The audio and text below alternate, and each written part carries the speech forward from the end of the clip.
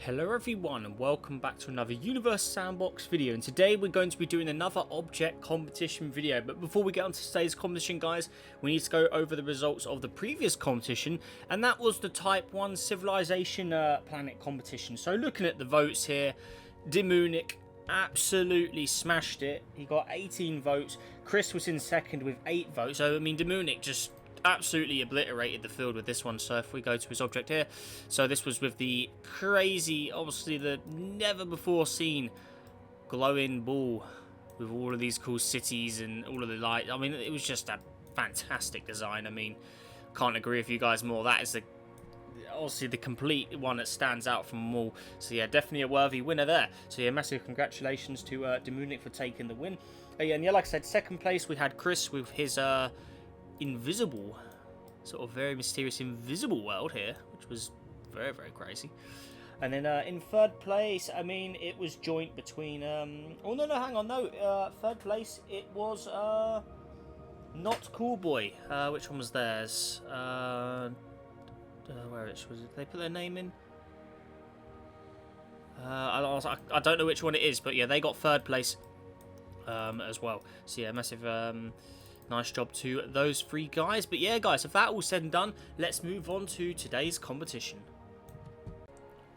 Okay, everyone, so moving on to today's competition, we're going to be doing the exoplanet world of TOI 700D. So it seems to be an Earth-like world from what all of your descriptions are saying here. So without further ado, let's begin and see what we've got. So let's go ahead and do the normal. So competition, right? Oh, hello, right.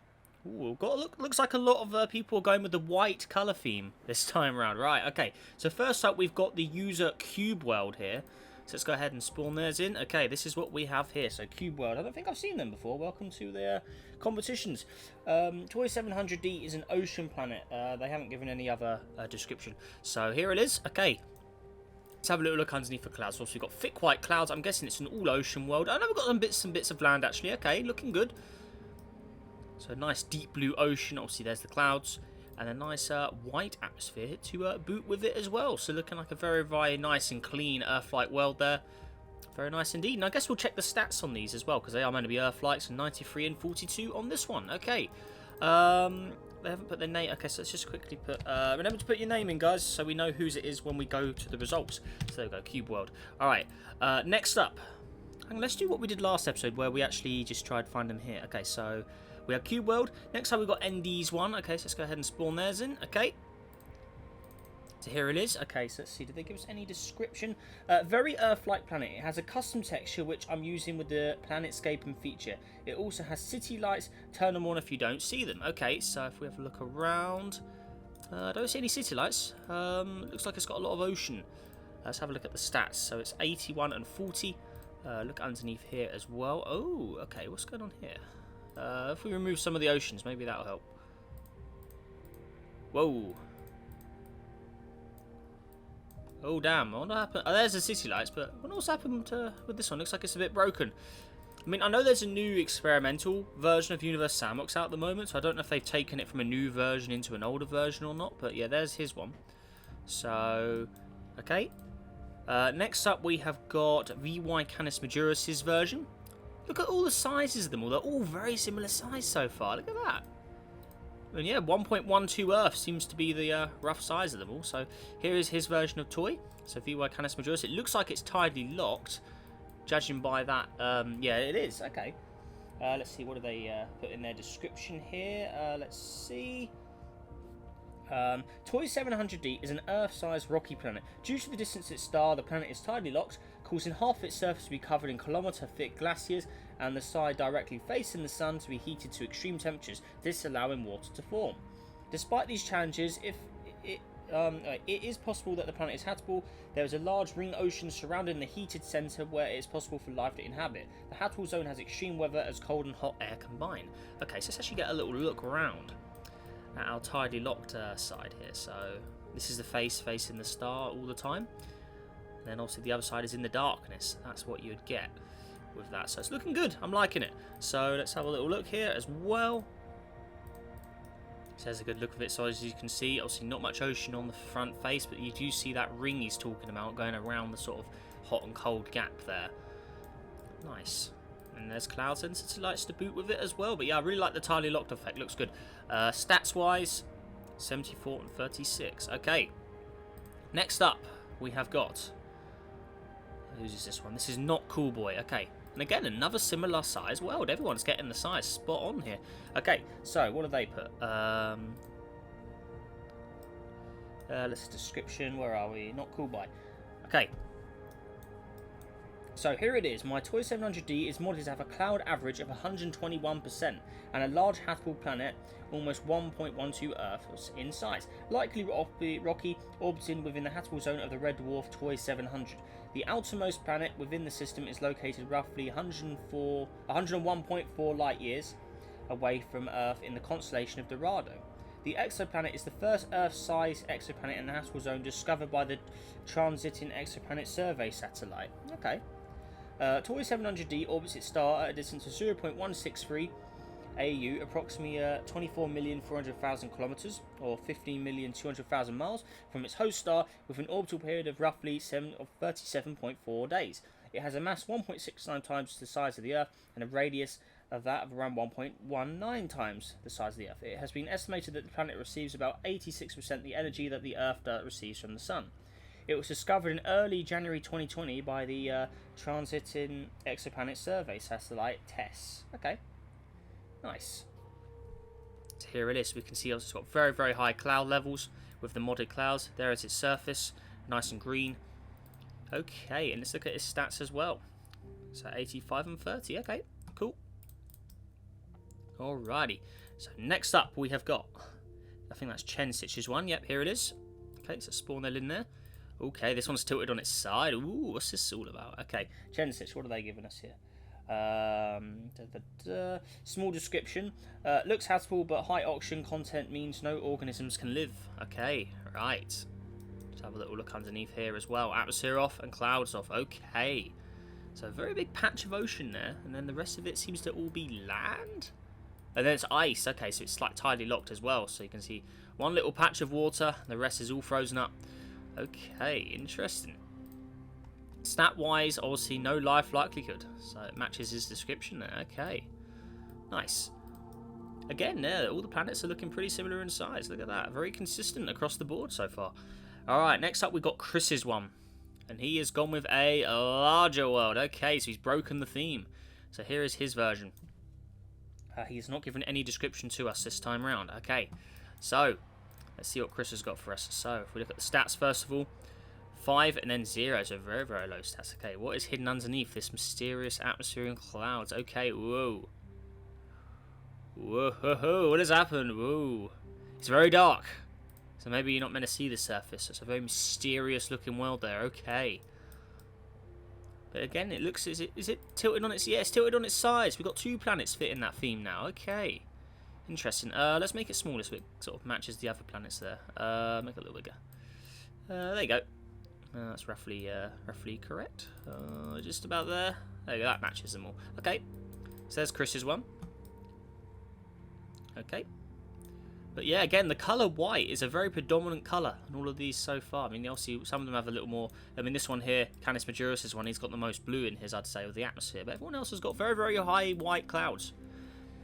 Okay, next up we have got, is that Saulo's one here? Yep. Let's go ahead and spawn that in. Oh, very, very, again, another very white object. Okay. Saulo, what's he got for us here? Too lazy for a description, smiley face. Okay, right. So, let's have a look underneath here once again. Clouds, atmosphere off. Ooh, another tidally locked looking world. Okay, so let's go ahead and, yeah, alright. Tilted on its side as well, tidally locked once more. Clouds very, very high, and there's the atmosphere as well, very, very high. Looking good. Nice, and then the stats. 94 and 34, okay. Cool. So there's his one. Okay, next up we have got... this one is Minor Bat, okay. Cool, right here it is as well. Okay, Minor Bat, what description have they got? TOI 700D. If the icy points towards the light, please turn it until the water faces the light. Okay, so it looks like we've got another tidally locked world. Yep. Okay, yeah, you can see, yep. Only one side has got the oceans on it, so there it is. It is facing the light. The rest of it is all frozen up. Okay. Estimated mass 1.94 Earth mass. Very high uncertainty. My object has a mass of 1.8. Estimated radius is 1.144 Earths. Estimated temperature is minus 4.2 degrees centigrade. All these values have been from a research paper. Okay. TOI 700d is a large rocky planet orbiting a red star inside the habitable zone. Like most planets orbiting a red dwarf, it is tidally locked. The side facing away from the star is covered in a thick layer of ice. On the side facing the star, life has emerged. Photosynthesis life forms here are black and dark red to capture most of the dim starlight as possible. Life is very radiation resistant, as the planet receives much more radiation from the star than the Earth does. Most life lives on the face facing the star or in the twilight area, but a few life forms have evolved to survive in the harsh environment that is the other side. Humans visit this planet in the year 2625. Okay. This probably breaks the record for the most time I spent on one of these competition objects yet, since I used a planetscaping tool, which I don't usually do. I gotta say, I never use it myself, really, on anything. I just go with what I get. So very, very nicely done. Okay. Cool. So there's the patch of ocean, and also the rest of it all frozen up. So have a look around. All frozen, there's your harsh environment, and then there's obviously the face facing the star. Clouds and city lights to boot with it. Or clouds and atmosphere, sorry. And there you go. Nice. So that's more one of the more blue objects as well. Probably the most similar to Canis Majoris' one colour-wise. Okay. Next up, we have got Troijes' one. Second to last object on the competition. Here it is. This one's looking quite close so far. I mean, this is going to be an interesting vote. Who's going to come out on top of this? I mean, all of them are very, very similar so far. All colour themed. Obviously, some of them have some distinct features, but yeah, they're all very, very similar. Okay, hang on. This was Troijes' one, wasn't it? Yeah, Troijes' one. Okay. Let's just put his name in there as well. There we go. Okay, yeah, where are we? So we're going to go ahead and look underneath first. We've got another tidally locked world. Okay. So let's get it facing the correct way. Okay. Clouds and atmosphere on. There's our stats as well, 90 and 24. Did we look at the stats of the last one? There's your stats, 88 and 0. Okay, and then, yeah, moving on. Troijes, where are we? This one is tidally locked to TOI 700, which is pretty likely. It has a visible plant life as well as a thick atmosphere. Okay, so let's have a look at that plant life. So I'm guessing that's all this in this area here. Okay, so it's also orbiting a red dwarf as well, so it wouldn't really have green grass as much, with the photosynthesis being different. I like the ice sort of filling in these lower cracks. That's quite cool. City lights as well. Nice. Cool. So there it is. Okay, and then that is it. And I think lastly we have one more, don't we? We have the Munich one. Let's go ahead and spawn it in there. Whoa. Okay, so we have a... Well, look at those.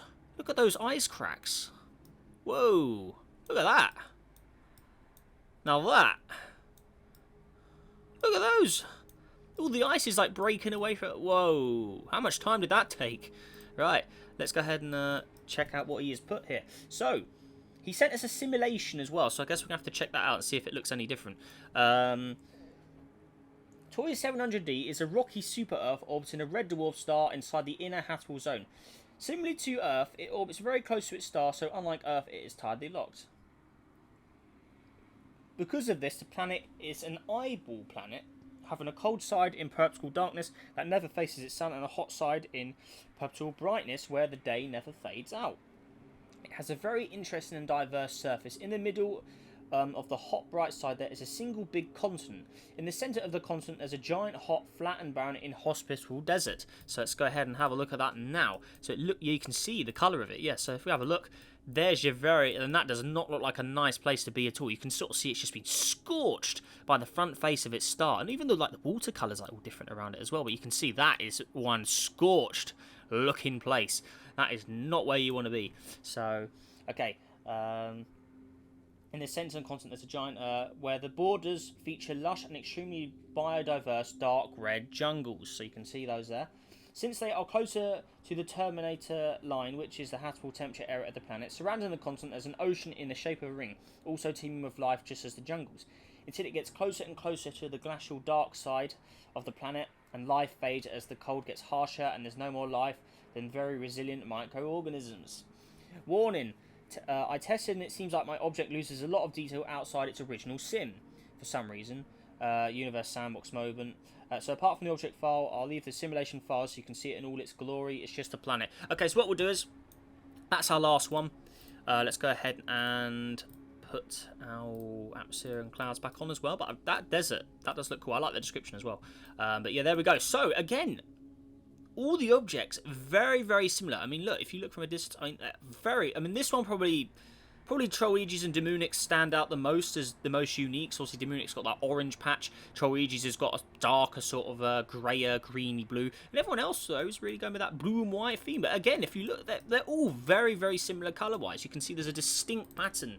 And everyone has got that same interpretation of this exoplanet. So pretty cool stuff indeed. Let's go ahead and save this simulation. So I've got Demunix simulation there. So we'll call it, what's it? Is this comp? I think this is comp. Episode, is this 5 now? And we'll call it TOI.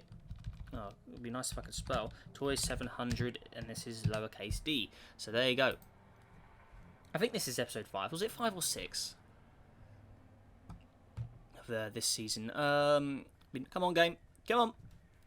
Save it. There you go. Okay. I'm sure this is episode 5, isn't it? Oh no, this is episode 6. Yeah. That one was the episode 5. Huh. Okay. And where is our save gone anyway? Yeah, we've got Vulcan. Yeah, so this is episode 6. Open. Name. Last modified.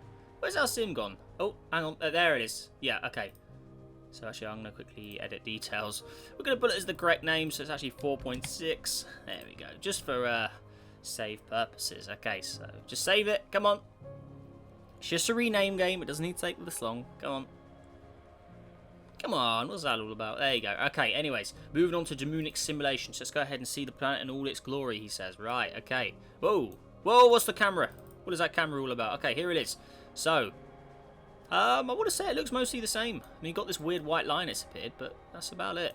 Let's go ahead and spawn it next to the one that we had then. Let's see if there's any difference. Here it is. Any difference at all? You can see the one we've got doesn't have that white line on it, so I guess the one we got is actually the Bella version. I mean, other than that, they look basically the same. Size is slightly different, but yeah, yeah. I think this one is a perfect copy of that, pretty much, minus that white line on it. So okay, yeah, we'll move back to the main simulation now. So there we are, but we'll quickly go over everyone's objects once more. So we'll get them all in a big line, like always. And there we go. But yeah, everyone apart from Chris pretty much had the same sized object as well. Cool. Alright, so let's make live. There's our lineup. Right, so starting at the front, we have Cube World's object here. That was the one with the very heavy ocean, got a bit of land, nice and clean.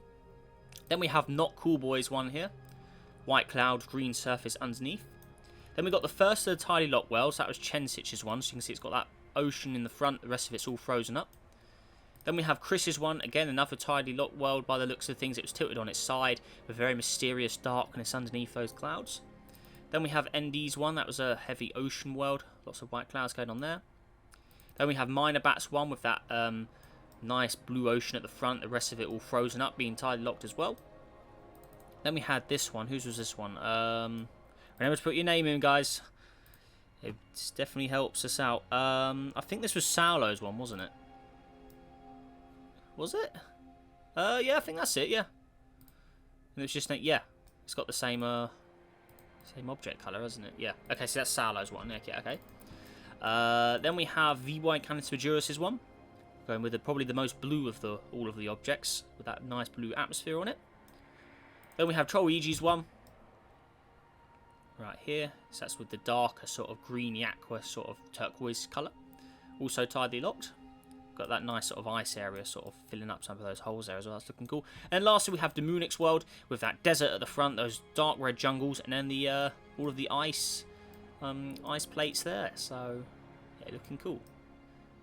There we are. But yeah, there it's our lineup for TOI 700D, guys. So yeah, let us know what you think of down below in the comments of this. And also, if you want to take part in the voting, make sure to join my Discord server. Link in the description where you can also vote. And yeah, wish everyone the best of luck. And yeah, yeah, good luck. Really, I mean, yeah, again, a massive thank you as always to everyone who has participated in this competition. Yeah, it seems like you guys are really still enjoying these, and I'm having a lot of fun doing them. We've got some pretty cool objects show up in all of these so far. So yeah, very, very nice stuff indeed. But yeah, guys, with that all said and done, make sure you have a great day. Stay safe out there. Good luck to everyone in this competition, and I will see you in the next video. Goodbye.